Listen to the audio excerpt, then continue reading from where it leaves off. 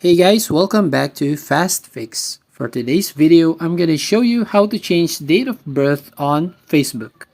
So first, open your Facebook app and then tap on the profile icon at the top right corner. And then you need to tap on the main profile picture.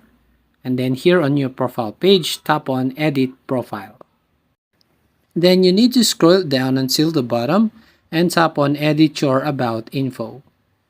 Now right here, if you go to the basic info, you can see right here the edit option. So just tap this edit. Now here you can now set up your date of birth, your birth month, and your birth year. So for example, I want to change the birth year right over here and tap on this date. You can see I confirm that I am 30 years old. Just tap the circle icon to confirm that.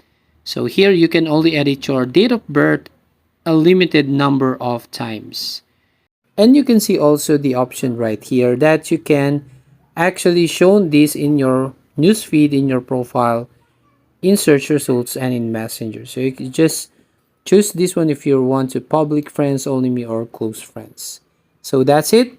If you find this helpful, don't forget to like and subscribe and ring the bell icon to notify you on the next video.